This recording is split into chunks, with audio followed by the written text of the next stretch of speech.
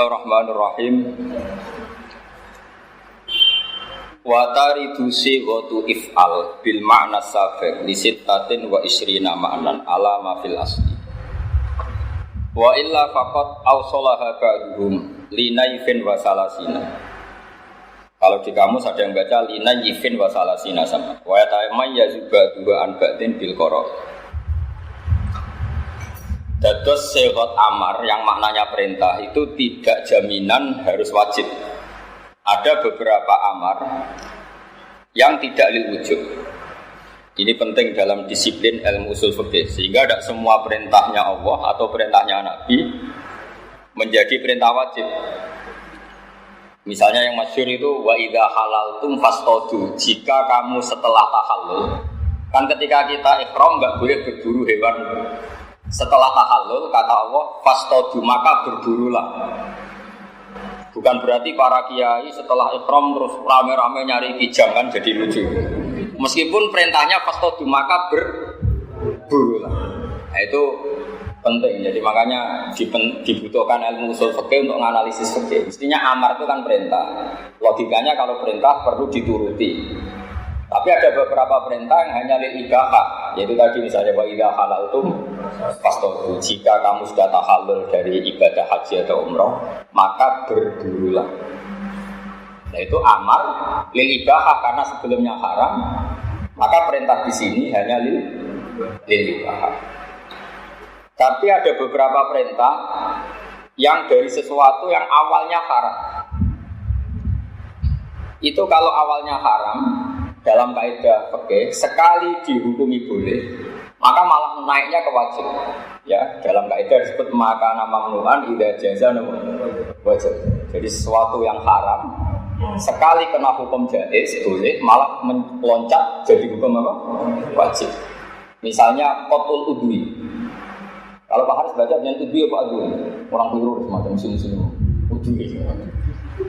Pokoknya bacaan saya ini buat menasih bacaannya Pak Haris. Kalau beda berarti Pak Haris yang salah. Karena senior saya. Ini kasus ini, direktur tapi masalah ini masih belum, harus dikonfirmasi. Karena kalau mondok tidak lama itu udwin ya sama, yasmilu yasmalu sama. Tapi nanti kalau kelasnya di atasnya yasmilu itu kasus, yang benar itu yasmalu. Tapi kalau dibanding sampean ini sudah cukup, ini ilmunya sudah cukup. Tapi ini harus ya agak boleh tersinggung Pak. Latihan jadi wong ati-ati. Itu penting. Sehingga kenapa ada madhab, ada macam-macam. Karena ada jaminan perintahnya Allah dan Rasul itu semuanya lil wujub, ada lil ibahah, ada lil tahdid, ada macam-macam. Nah, lil ibahah contohnya tadi apa? Wa idza halaltum fastadu. Misalnya, faida qudiyatis sholatu fantasiru fil ard. Ketika sholat selesai maka bubarlah. Kamu tidak perlu kayak orang Wahabi di Arab Saudi sekali salam langsung lari.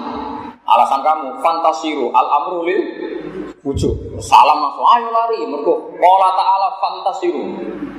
Ya kasus kalau itu. Makanya enggak bisa orang jadi ahli fikih tanpa keahlian usul apa? Fikih.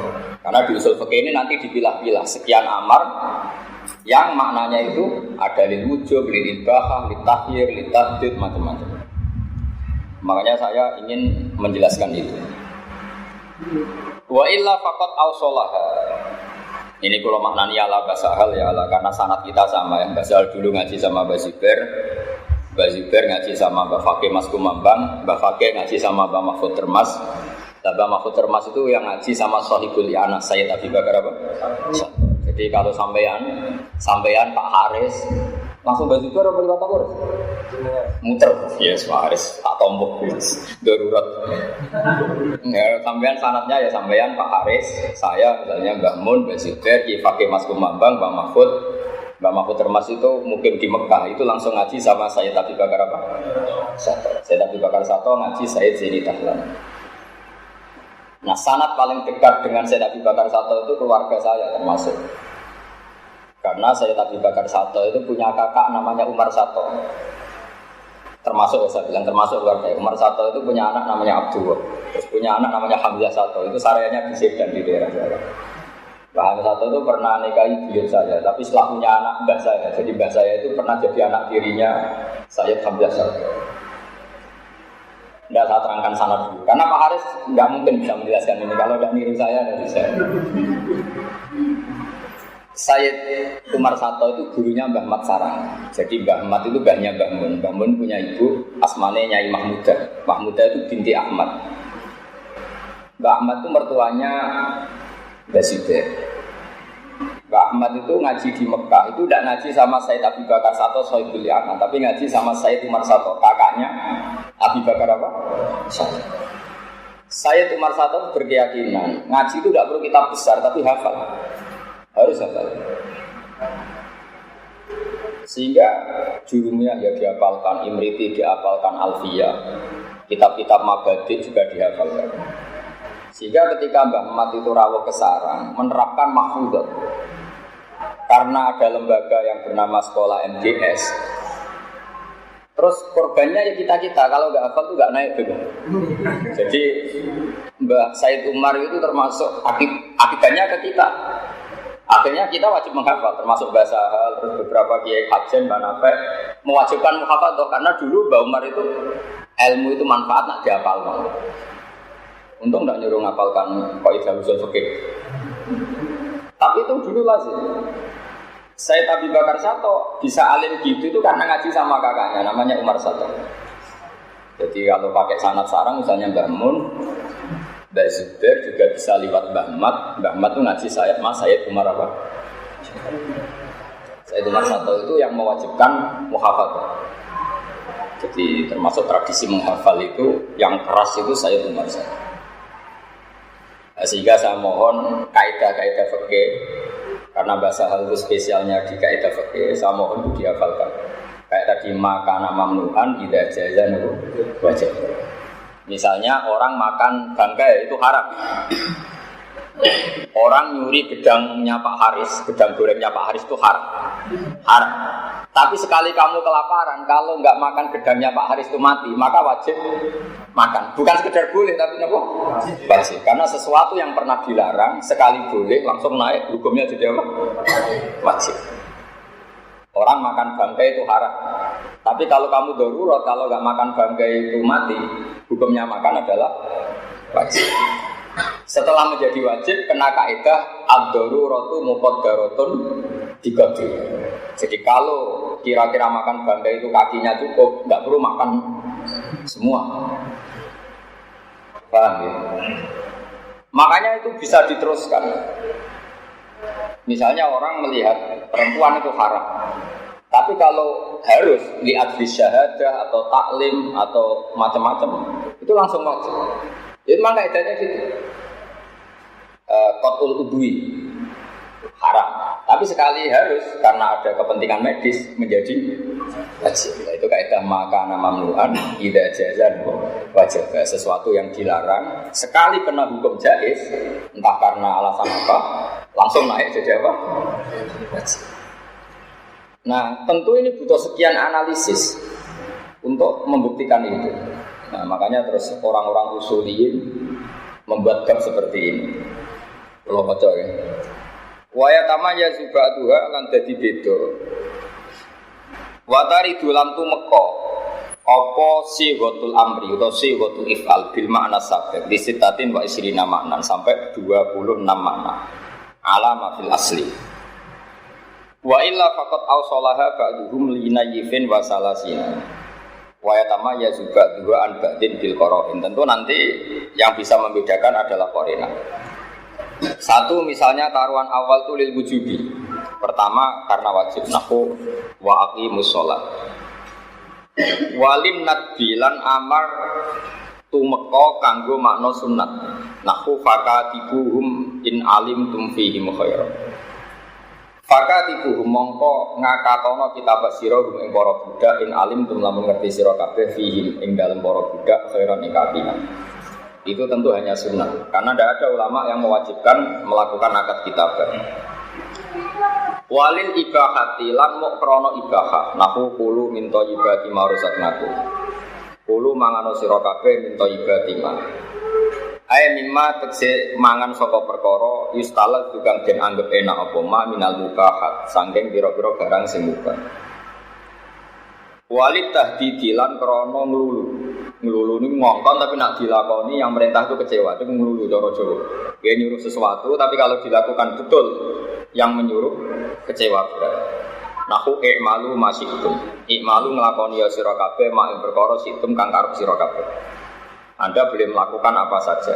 Tentu tidak mungkin itu Allah kok menyuruh orang boleh melakukan apa saja. Tentu Allah tidak mungkin membolehkan kita zina, maling, korupsi. Tapi kalau Allah sedang murka malah ngendikane i'malu masyitum kulit tahdid. Kila didawono apa ngene. Wa yastukulan benderi apa tahdid ma tahrimi sepetane hukum haram wal karahati lan hukum makruh. Ini yang mulai sulit ya, yang mulai bab-bab mustalafal. Walil irsadi lan amar iku tumeka kanggo makna ngekeki panduan, ngekeki petunjuk. Ngekeki petunjuk apike iku piye. Tapi tidak naruhan sah dan tidak sah, tapi mau apike iku piye. Nahwu wastasyidu syahidaini mir rijalikum. Wastasyidu lan ngangkat syahid sira kabeh syahidaini ing saksi loro, sing saksi loro iku mir rijalikum saking wong lanang-lanang sira kabeh. Lawal maslahatu te maslahat misale fihi ing dalam istisyad iku dunyawiyatun bangsa dunyawi. Bi khilafiyah hale berbeda ni misale syahadah atau maslahat finnat bi ing dalam masalah sunat. Nah ini termasuk bab-bab yang banyak masalah. Saya belajar kitab di bab tolak. Bab tolak, bab paling sensitif. Karena kalau ya betul kita tolak berarti kita menggauli istri adalah haram. Meskipun tidak sampai zina ya. Tapi kalau tidak, ya pokoknya masalah. Sekarang sampai saya tanya. Orang menceraikan istrinya untuk menjadi sah cerai itu harus ada saksi enggak? Untuk menjadi sah cerainya enggak kan? Kamu marah, bentrok sama istri di dapur, tolak tuki, menjadi tolak enggak? Menjadi.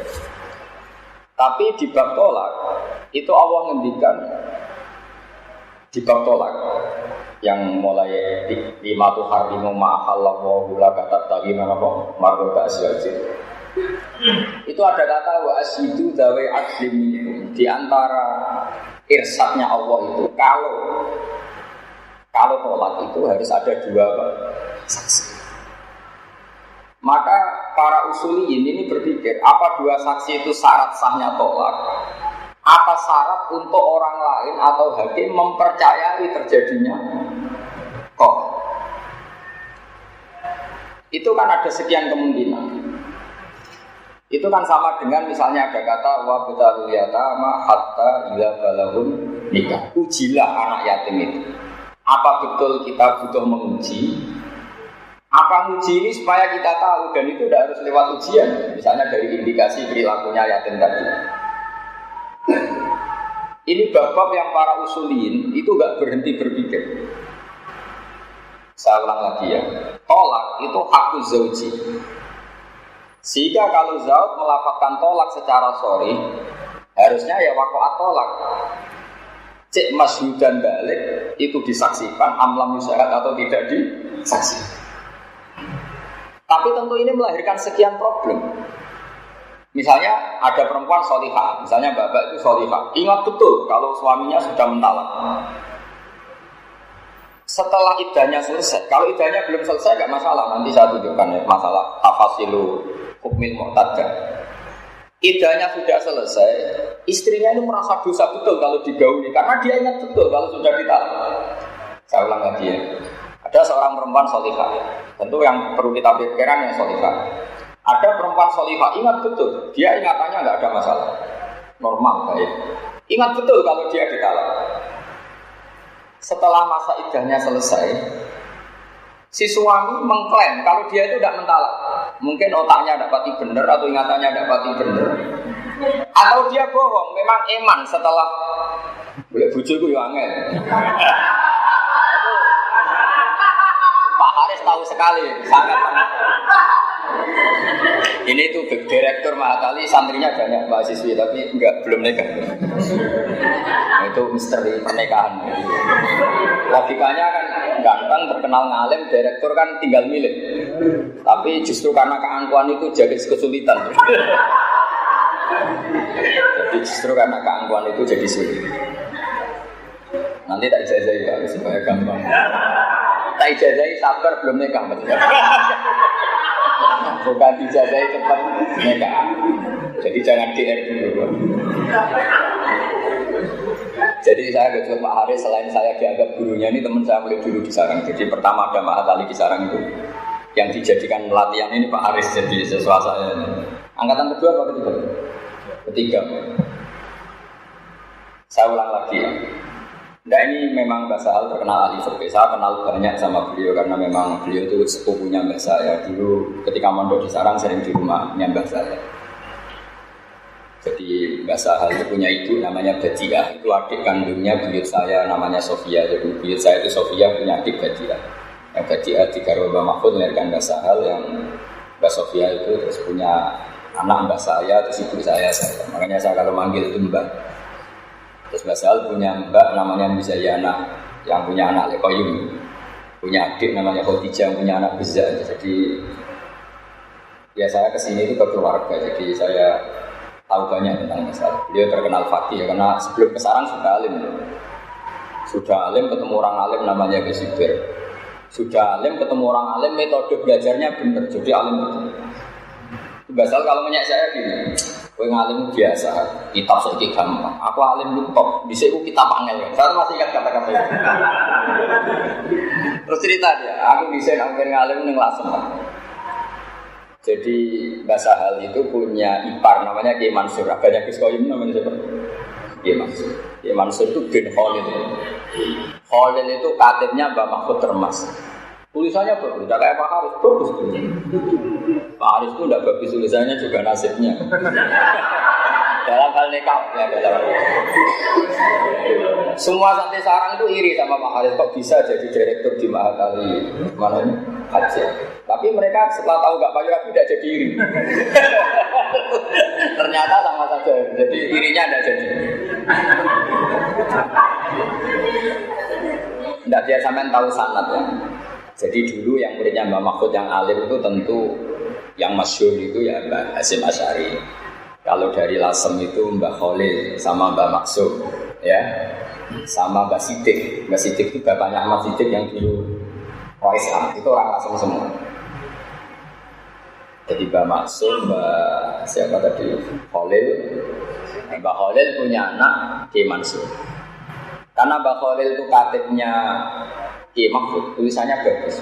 Naskah-naskah Nailul Mahmud sebelum dicetak itu ada di Lasem, di Kiai Mansur. Dan itu ketika Mbak Sahal mau belajar Lubul Usul sama Mbak Zubair itu ngambil naskah Nailul Mahmud, Qoblal Matba'ah, Qoblal Toki maksudnya sebelum apa dicetak. Makanya di sini Mbak Sahal sering mengutip kitab apa Nailul Mahmud. Asyad binus khotin wairi matbu'ah. Beliau di Muqaddimah ketika apa? Binus khotin wairi matbu'ah, dengan naskah yang belum apa?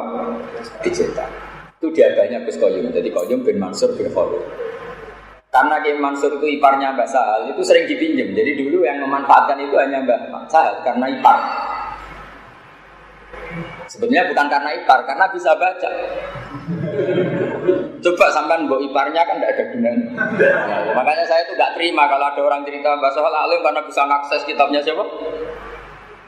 Mbak Mahfud. Apa gunanya ipar kalau tidak bisa baca? Terus Mbak Sahal kalau belajar itu 3 kali, itu ma'ruf, terkenal. Jadi sebelum ngaji Lubul Usul sama Mbak Zubair, beliau ngajar sama teman-temannya. Terus sinau sendiri, terus ngaji sama Mbak Zubair 3 kali. Itu ma'ruf. Jadi aku nak keliru, aku kebangetan. Jadi cari Mbak Zubair, cari Mbak Sahal itu nak aku keliru, aku kebangetan. Dan ijazah yang sama ini yang sering dijajahkan Mbak Mun ke saya. Makanya ini saya ijazahkan ke jenengan. Kata Mbak Mun gini, saya sering zaman itu Mbak Mun masih sering ngajar terus. Hak kena aku pengen ngalim, itu sebelumnya ngaji be gurumu itu sinau dhisik.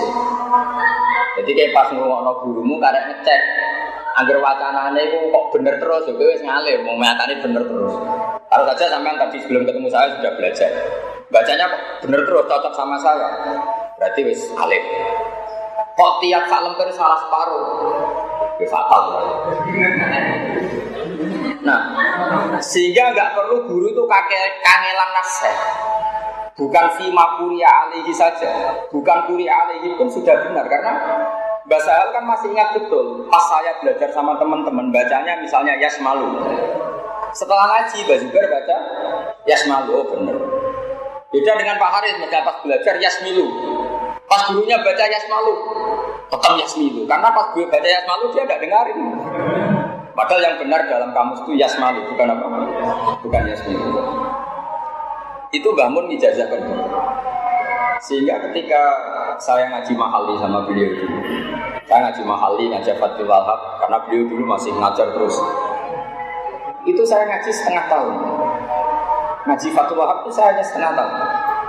Terus di PHK sama Mbah Mun. Kata Mbah Mun, "Kak, aku nak ngaji di Sergom, mari aku isin. Aku bisa ngaji rasa sergem."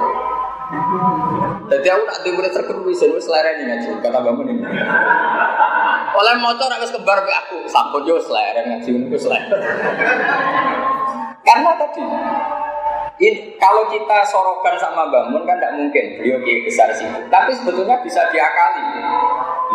Kamu bikin grup saja kelompok yang memastikan misalnya bacanya itu begini. Setelah kamu baca pakai terus ngaji sama Mbah Mun atau dulu sama Mbah Sahal. Kan tinggal nyemak Mbah Sahal baca. Wali ibahati, sudah benar ini jer, majrur, masih benar lah kalau ini. Wali nakdi, misalnya lisikoli, sehingga misalnya kamu baca lid dilalati, terus bangun baca lid dalalati. Suatu saat nanti baca lid dilalati, oh, berarti mas dari loro, kadang dalalah, kadang dilalah. Saya sama, bisimai. Misalnya kamu memastikan bisimai, ternyata baca bisamai. Kamu mesti mikir, ini salah fatal apa pilihan? Nah, karena kamu nyari-nyari di kamus yuqalu simaan wa samaan sawa. Oh, alime sepodo nenggak lafaz simain. Wah, itu kalau sekian jilid kitab itu pasti alim saja kan pasti alim. Karena Anda selalu mengkonversi terus.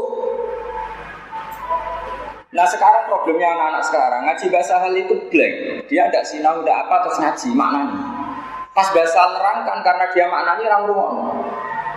Itu kasus betul sampai sekarang. Kalau kamu sinau betul, Mbak Sahal menerangkan level mafhum, kamu bisa ngikuti. Tapi kalau nggak sinau, kan sibuk mak.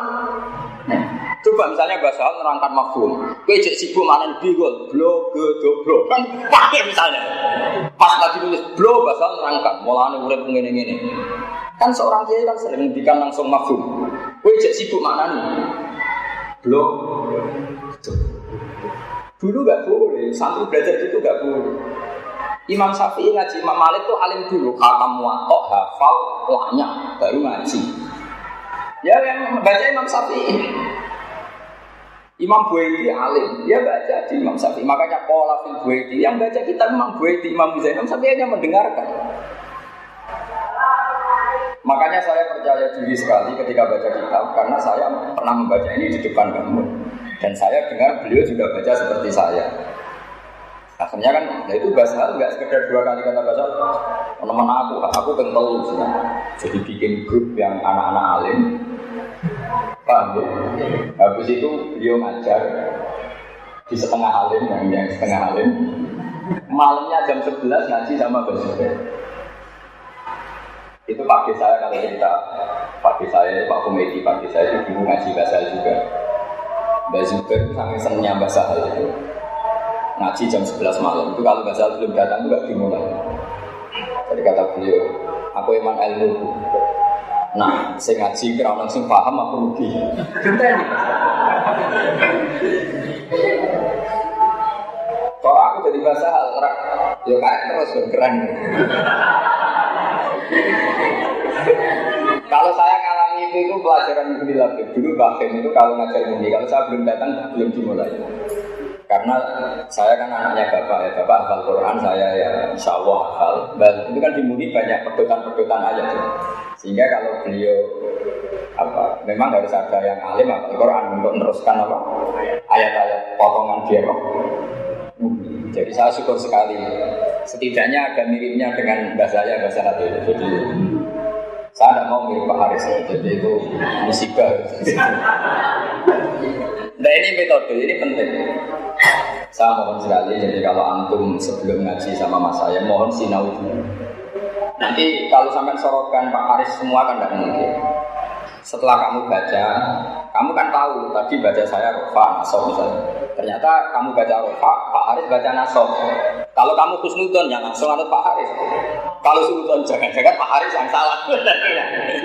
Tapi itu kan kalau sama Pak Haris, kalau sama Basal kan tidak mungkin kita suludon. Nah, makanya disebut al-muwatta. Ciri utama kebenaran itu setelah dikonfrontasi hasilnya sama. Makanya kata Imam Malik, "Aratu kita biha ala sabina min fuqaha al-Madinah, faqulhum wa ta'ana."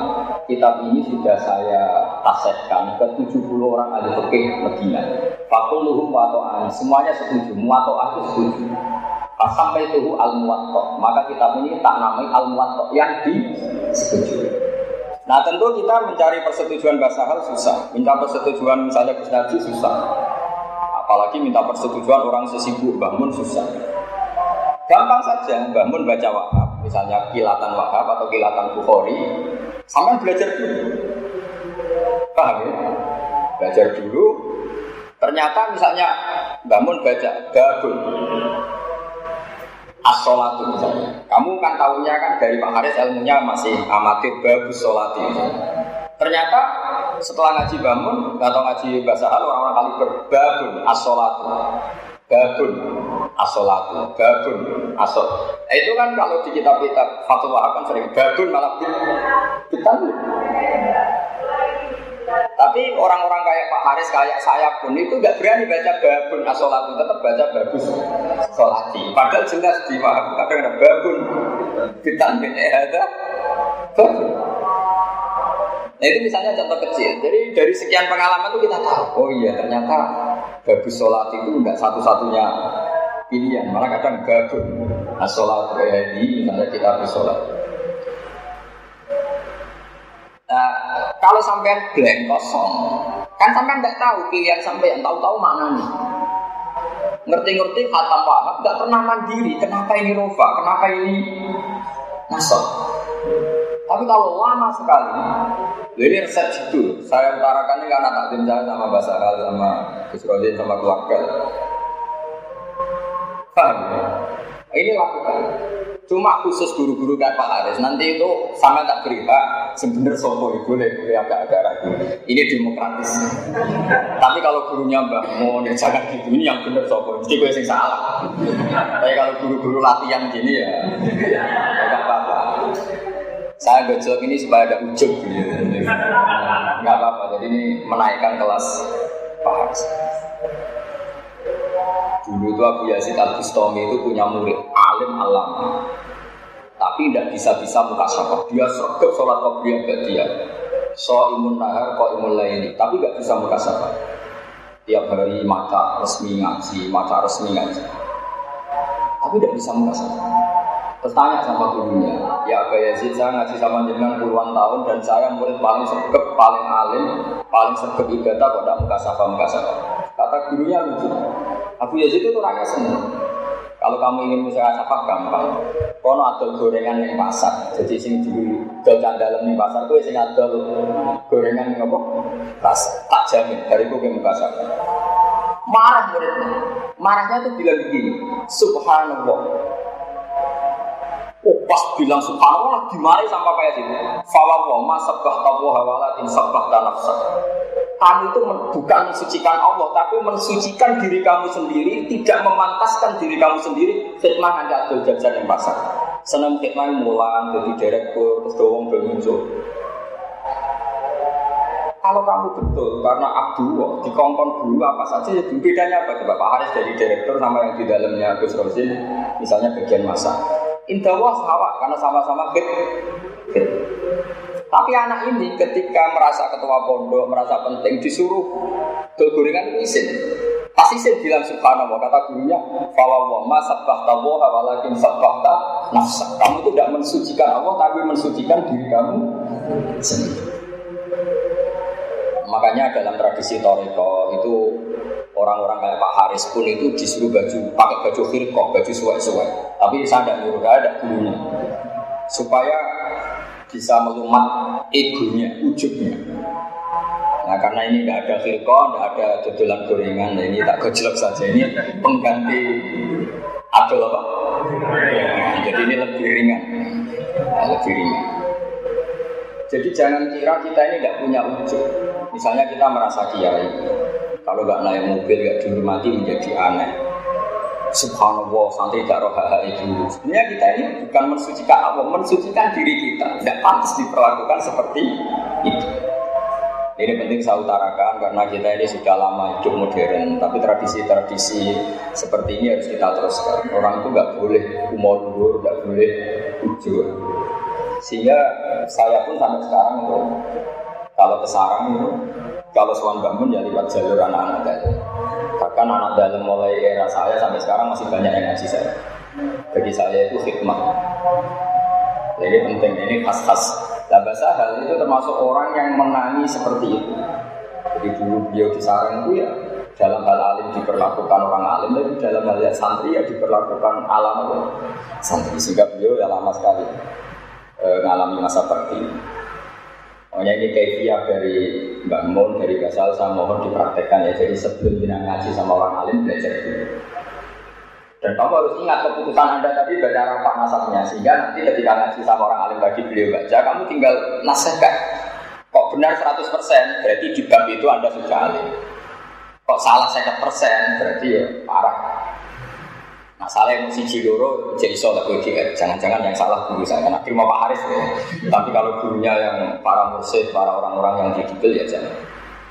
Itu ijazahnya Mbak Sal. Saya masih ingat betul ketika sebelum wafat beliau tak bawain kitab Al-Qola'id Al-Wulu'iyah karangan Mbak Sahal, karangan Mbak Zubair, yang di situ ditulis di Tashihi Tilmidihi Sahal Mahfud. Saya masih ingat beliau senang sekali tak bawain kitab ini. Dulu itu ya hanya dicetak, tapi sebelum beliau wafat kurang sekian tahun diputuskan oleh Madrasah Ghazaliyah jadi muqarrar. Jadi muqarrar di MTS itu ada kitab yang karangannya Mbah Zubair, di situ ditulis di Tashihi Tilmidihi Sahal Mahfud. Itu betapa luar biasanya Mbah Sahal, seorang alim gurunya ngarang kitab, beliau disuruh sampai ngaji munggah sama itu kan musibah betul, parah.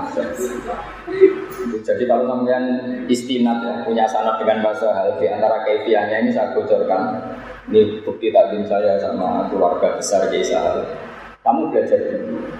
Saya sama. Makanya saya baca kitab PD itu bukan karena sombong. Saya itu belajar wahab, malamnya ngaji bangun. Saya itu belajar lagi, kadang sama Bisofur, kadang terus sehingga saya tahu kalau bacaan saya ini sudah benar karena tadi Mbak Mun ya baca seperti malamnya saya putuskan saya baca rofa nasabnya kok. Setelah sekian hari, sekian tahun kesamaannya sampai 100%. Anda kan boleh mustakil, sudah mandiri, berarti Anda bacanya sudah. Karena ini keputusan Anda baca ini sebelum dibacakan, berarti kan ini keputusan Anda. Paham ya? Itu dilatih. Bangkulah terus nanti. Walid tahdidi lan diantara apa wurudul amri itu ditahdid. Atas imalu masih itu. Terus ben karpo poe lakoni. Terus sudah wali iradatil imtisal. Wali iradatil imtisal lan krana mok kepengin den turuti perintah kakalika kaya dene pengucap sira liwiri roki di kamar saliyane budak sira indal absi nalikane ngantuk temuni iskini ma iski nyiramino sira ning ingsun makan iki yaitu ingin saja dituruti. Walid ini kalau kepada budak Anda kan Anda mewajibkan, tapi kalau tidak pada budak Anda sifatnya permohonan. Walid ini lan krono mau memberi izin kakalika kau jenis pengucap siro liman maring wong toroka kang ngedok sokoman toroko kang ngedok sokoman al-baba ing pintu pengucap utuhul wes mlebu. Lawa ba'dhum dan sebagian ulama itu adroja itu ngelbono sapa ba'dhum hada ing iki fil ibahati enggal ibahah. Artinya membolehkan masuk. Wali tak dibilang amar itu krono ngekei toto krono kakau dikali wiri mukallafin. Kaya pengucap sira diwiri mukallafin kul mimma yalika kul mangano sira mimma sanging apa wae yali kang nyandingi apa maka ing sira. Wa ba'dhum sebagian ulama iku adrojan lekono sebab hadza finnat dalam sunat. Lawal awalu te kaul awal ku farqa bedana apa awal bi anal adab lan sakmene adab iku muta'alliqun berkaitan di mahasinil akhlak kelawan api-api akhlak atau akhlak sing apik. Wa islahil adati lan benerno adat utawa adat sing perlu dibenerno. La wal nadba wa bi anna nadba itu disawabil akhirah. Nah dikatakan mandub itu sawabnya akhirat. Tapi kalau dikatakan takdir itu hanya terkait mahasinil akhlak. Amatul mukallaf yang pun ta imang ada mukallaf masa yang perkara yalikannya dini apa maji yang mukallaf itu mau paman dukun mau iku sunah. La wa min malam sangking perkara wal aqlu mimma yali wa rahu iku makruhun iku napa? Makruh. Haitsu la ila askirana ora ida iku maujud wa illa fa haramun mongko iku haram.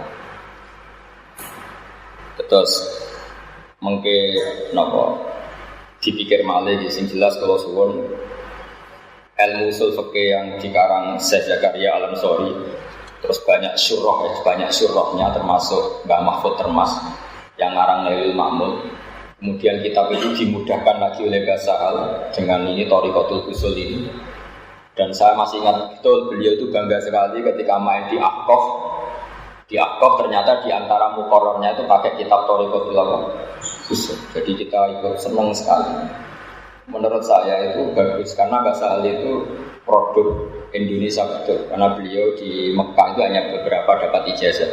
Jadi beliau alimnya ya ngaji kepada Ki Abdul Hadi, tentu dulu ngaji beberapa ulama kajen. Beliau ke sarang sudah alim. Karena sudah alim itu beliau ke sarang langsung ngajar teman-temannya, yang ngajar yang selevel ya yang di bawahnya. Kemudian beliau istifadah sama Mbah Sugeng. Ini penting karena saya ada punya waktu lama ya penting saya utarakan berkali-kali metode ini. Karena Mbah Sahal itu sepupunya Mbah saya dulu sering sekali saya masih menangi Mbah Sahal pakai mobil coklat masih ketua PW dan dulu itu kali jagungan sama Mbah saya. Saya ulang lagi ya, jadi Mbah Sahal itu selain metodenya benar juga mendapatkan kitab Nailul Mahmud tadi dari iparnya, berarti dari Mbah Mansur iparnya. Mbah Mansur dapat itu dari Mbah Khalil karena Mbah Khalil itu katibnya siapa? Mahfud.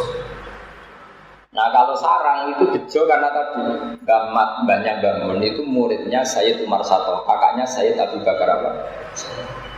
Itu yang buat metode muhafadzah. Ya korban baiknya kita kalau nggak naik nggak muhafadzah udah naik apa?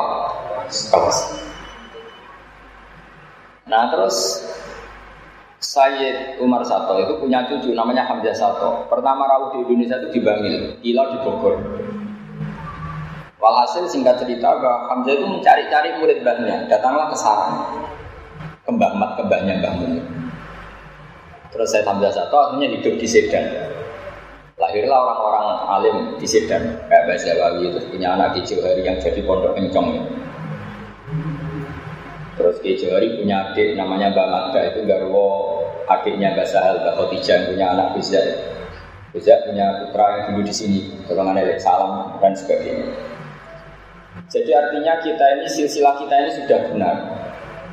Kefiah kita, manhajiyah kita sudah benar. Makanya saya mohon apapun modernnya Mahatali, saya senang sekali masih ada metode ngaji kayak gini. Karena ini yang didapatkan Mbah Sahal dari para masyayikh. Soal atas nama era modern Anda butuh sarjana apa Anda itu ya nggak masalah, itu orang modern kebutuhan zaman, arifan di zaman ini tidak masalah. Tapi apapun arifan di zaman ini kita jangan meninggalkan metode yang pernah diajarkan para guru-guru apa kita. Sampai kalau ngaji kitab fikih itu mesti ada kata-kata gini. Qala fil Buaiti. Buaiti itu nama orang. Tapi Imam Syafi'i itu kalau mau fatwa itu Imam Syafi'i duduk, Imam Buaiti yang ngendikan. Ketika Imam Syafi'i mendiamkan itu, artinya fatwa yang di atas namakan Imam Syafi'i benar. Sehingga disebut qala fil Buaiti. Imam Syafi'i dawuh fil Buaiti. Buaiti itu tidak nama kita, nama orang. Begitu juga kalau yang mewakili Imam Syafi'i itu Imam Muzani disebut qala fil Muzani atau qala fil Muzani. Itu betapa mulai dulu itu murid yang baca. Sehingga hadis-hadis itu qara'tu ala syekh Fima qara'tu alaihi, muridnya yang baca, gurunya ikra. Nah di Indonesia yang masih begitu fanatik itu hanya orang Quran. Gak ada orang hafal Quran guru yang baca, pasti muridnya yang baca. Tapi menurut saya harusnya itu juga di kitab. Ini saya tahadus binikmah bukan sombong. Dulu teman sekolah saya yang hidup saya itu banyak. Alasannya bukan karena saya gurunya. Dulu kalau pelajarannya Mbak Kim, pelajarannya Mbak Mun yang sering baca itu saya. Sehingga mereka anggap saya itu gurunya. Nah itu masih orisinil. Maka sebetulnya kayak Mahatali gini yang baca jadi kan bukan saya. Tapi nak sampai belak-belak kan Pak Haris ini sih. Jadi saya mau metode ini mesti akal-akalannya Pak Haris ini seperti ini. Guru yang baca, murid mendengar. Sebenarnya kalau ingin alim itu sampai yang baca, saya mendengar. Tapi resikonya kalau sampai salah kan direkturnya yang isi. Sampainya terus ngakali terus dengan orang semoto barokah. Nah ini korban tipu-tipu ini. Jadi sebetulnya nggak ada dalam sanad apa kefiah seperti itu dah. Tanyakan Mbak Sahal, dulu ketika ketemu saya Yasin ya beliau yang baca. Kroh kata, setelah baca sekian puras kok benar anta ahlun litil kal ijazah, kamu ahli terus ijazah amat. Dulu gitu semua, Imam Syafi'i ngaji sama Imam Malik disuruh baca. Makanya fima qara'tu ala Malik. Sehingga di fikih ada kitab Mukhtasarul Muzani. Disebut qala Syafi'i fil Muzani, qala Syafi'i fil Buaiti. Karena yang baca murid. Makanya Imam Bukhari dalam bab Kitabul Ilm babul al-qira'ah ala syekh biman zilati qira'atis syekh. Haddatsana kada wa kada terus bidalili hadisi Imam bin Sa'labah. Jadi Imam itu orang kampung datang ke Rasulullah. Datang ke Rasulullah, dia yang baca Pak Haris. Itu zaman dia di Kitabul Ilm. Babul al-qira'ah ala syekh biman zilati qira'atis syekh. Terus di Imam itu unik, cara tanya ke Nabi gini. Tanyakan pertama Nabi santai-santai di masjid.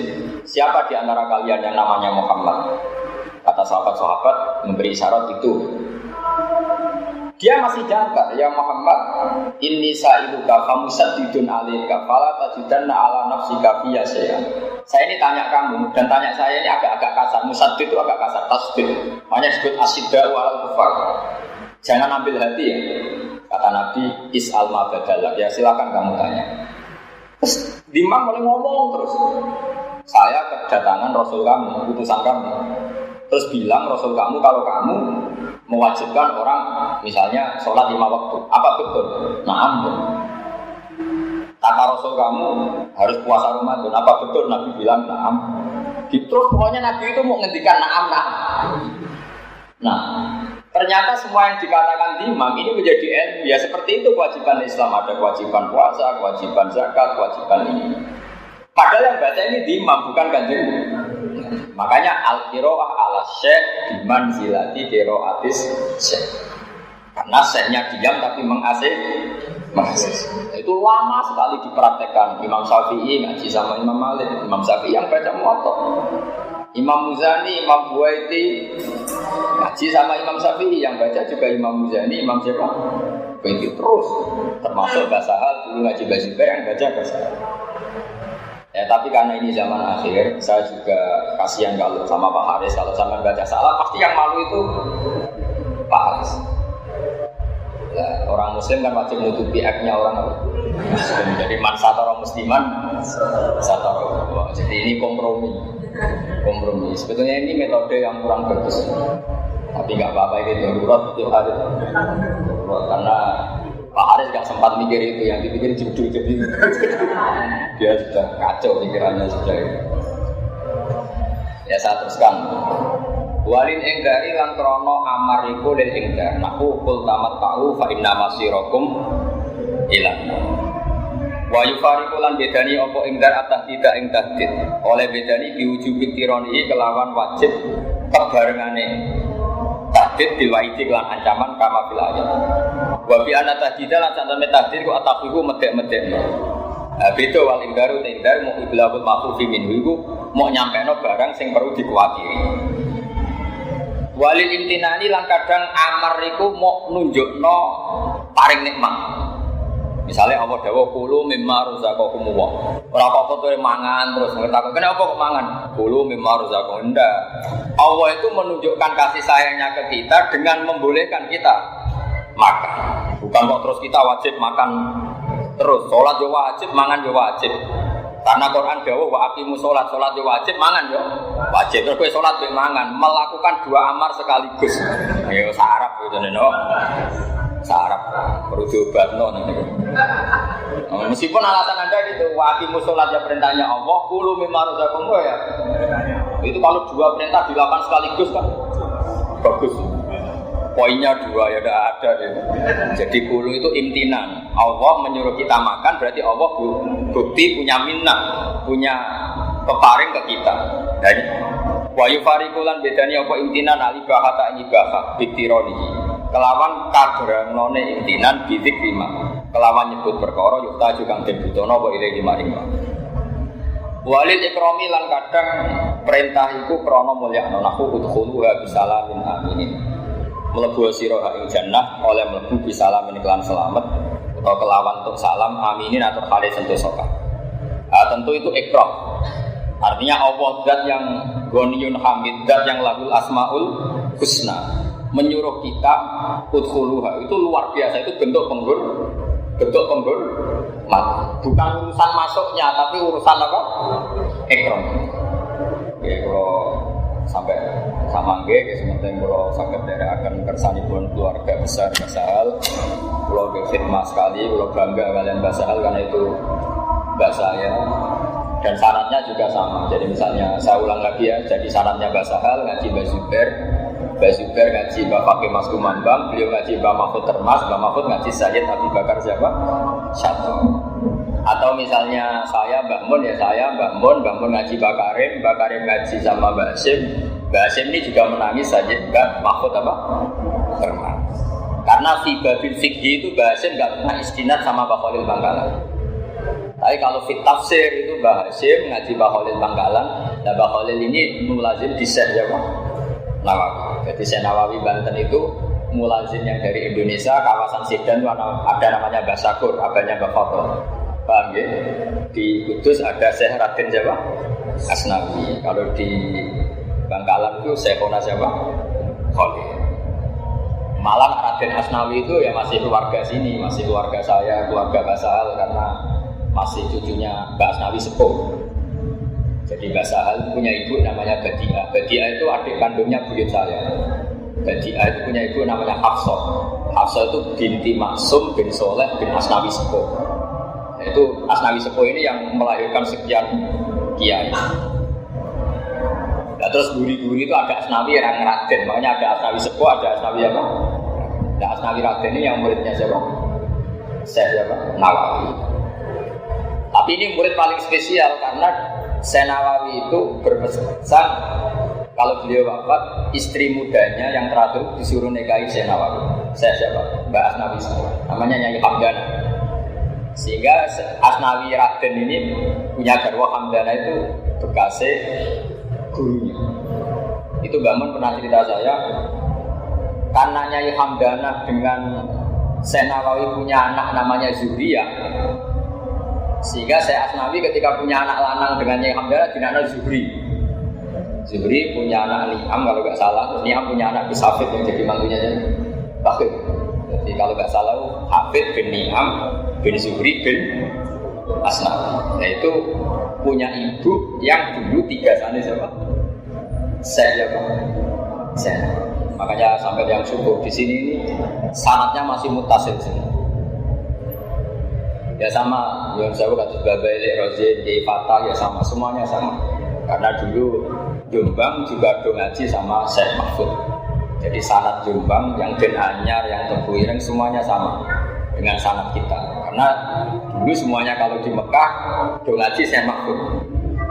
Sebetulnya saat itu juga ada Syekh Khotib Minangkabau. Cuma Syekh Khotib itu karena dekat dengan pahamnya Muhammad Abdul Rasid Rito, sing mulazim itu Mbah Ahmad Dahlan. Makanya Mbah Ahmad Dahlan terjadi modern. Syekh Khotib, ya sanad kita jadi Syekh Khotib juga. Tapi karena beliau ikut gerakan Abdul, Terus kita itu rapati sering nyebut khotib. Sebenarnya sama, saya khotib, Mbak Mahfud itu seangkatan. Makanya masyhur, Mbak Hasim sering mulazimnya di Syekh Mahfud, Mbak Ahmad Dahlan sering mulazimnya di Syekh khotib, terutama dalam hal apa? Gerakan. Sehingga afiliasinya beliau itu lebih kayak Abdul Rosid itu. Jadi ini sekelumit dari saya, mengenang mbak saya mohon sekali bab ini dikaji, karena perbedaan kita dengan Wahabi, perbedaan kita dengan Salafi itu adalah kalau Salafi sekali perintah Nabi, sunnah Nabi itu kayak memaksa harus diikuti. Padahal tidak semua perintah itu Allah mewajibkan diikuti. Ada lil ibahah, ada lil imtinan, ada macam. Kalau semua perintah wajib diikuti berarti assalamualaikum, salam dari sholat langsung lari. Faidah qudiyati sholatu fantasiu. Nah, ini butuh analisis. Kalau tak perlu itu al-amru lil wujub, berarti bersalam wajib. Mayu ya kacau. Nak bodoh aja. Saya kira demikian. Al-Fatihah.